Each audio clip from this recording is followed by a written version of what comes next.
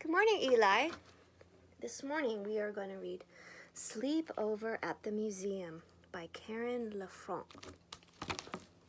And inside there's a map, the Natural History Museum, and I think we're going to go through there.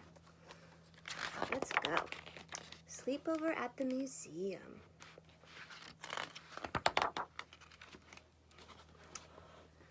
Mason couldn't wait. Today was the best day of the year, his birthday. Tonight he was going to have a sleepover party at the Museum of Natural History, his favorite place to visit. Look, there's his friends.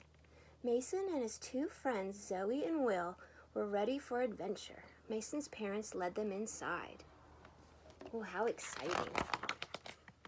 Oh, look at dinosaur bones. They met their guide right next to the giant fighting dinosaurs. "Hi guys, my name's Jesse," said a young man. "I'll be showing you around the museum. Follow me, I have a surprise." I wonder what the surprise is. "Welcome to the discovery room," said Jesse. "Tonight you're going on a scavenger hunt, and if you solve all the clues, Mason can choose the hall for your sleepover." Mason and his friends were excited. They love solving mysteries. "Here's how you wear your head lamp," said Jesse, demonstrating they're perfect for dark hallways. How exciting. He handed Mason the map and clue sheet. "If everyone's ready, let's get started." Out in the hallway, Mason read the first clue. "Of all the planets around the sun, thousands of rings surround this one."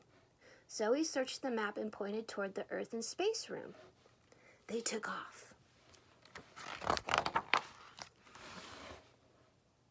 "There it is," Zoe said. "The planet Saturn." Mason checked off the clue. First mystery solved. They all laughed at Will, pretended to be an astronaut taking giant slow-motion steps of the moon. There he is. But Saturn felt too far away from his own home planet. Mason would rather sleep somewhere else. Mason's friends gathered around to read the second clue. "He comes from an egg. His size gives him fame. This king of reptiles has a quite long name." "Hey, I think I know this one," said Mason, smiling. When they reached the Hall of Dinosaurs, the friends stopped in their tracks. Tyrannosaurus Rex loomed over them. "Look at this sign. It says he's the king of the dinosaurs," said Will, "and dinosaurs were reptiles." Mason checked off the second clue while Zoe pretended she was a velociraptor. Will studied the pterosaur flying overhead. I think I said that wrong. There it is right there. Mason thought his birthday was off to a great start, but he didn't think he could fall asleep with T-Rex standing over them in the dark. That would be scary.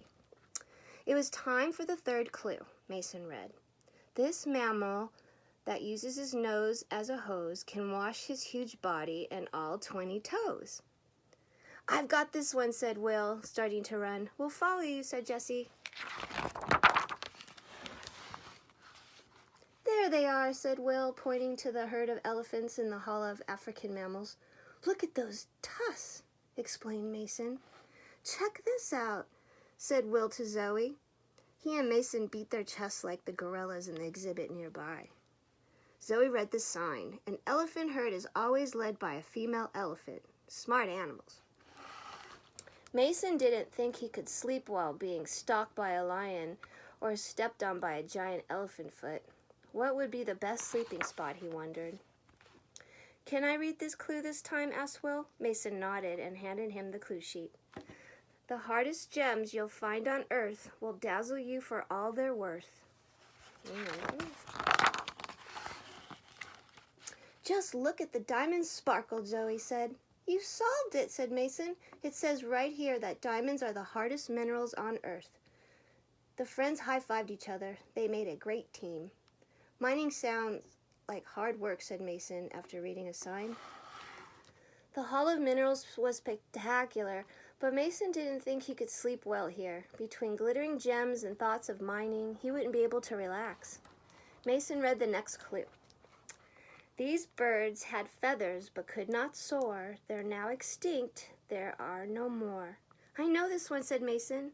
It's this way. They entered the Hall of Biodiversity, and Zoe spotted it first. The dodo bird, she cried. Exactly, said Mason. You kids are amazing, said Jessie. Let's walk through the Life on Earth exhibit. We can see 3.5 billion years of evolution in a few minutes. Mason had learned a lot in the Hall of Biodiversity, but sleeping with extinct predators would make him feel like prey. 2 more clues to go, said Mason. These fragile insects, queens or kings, are always noticed for their wings. Will flapped his arms and said, Follow me! Whoa, exclaimed Will. The butterfly pavilion feels like a rainforest. Monarch is another word for queen or king, said Mason. Right, said Zoe. Then a monarch butterfly is a queen or king with wings. Another clue solved, said Mason. It was beautiful here, Mason thought, but the butterflies would probably tickle them while they were sleeping. Plus, it felt as hot as a real rainforest. Now he was getting worried. Where are we going to sleep? It's our final clue, said Mason. Let's read it together. You've done so well. It's getting late. What can we eat to celebrate? I know this one, said Will, rubbing his belly. It's my favorite thing about birthdays. Cake, they yelled. They're running. Let me see that. All the places they've been. And now they're going to have cake. They ran all the way to the party room when Jessie caught up. He congratulated them for solving every clue. We did it together, said Mason. You guys are great friends and super at solving mysteries. Jessie asked, So, have you decided where you're going to sleep tonight, Mason? Mason took another look at his map. I finally have the perfect place in mind. I'll take you there right after cake and presents. Another mystery, said Zoe. Soon to be solved, said Will, finishing his second piece of cake.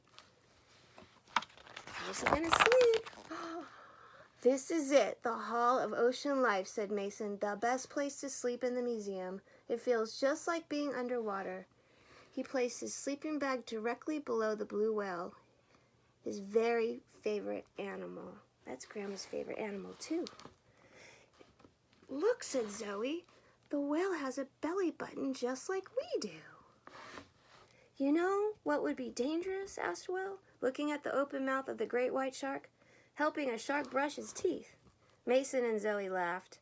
We better brush our own teeth, said Zoe, yawning.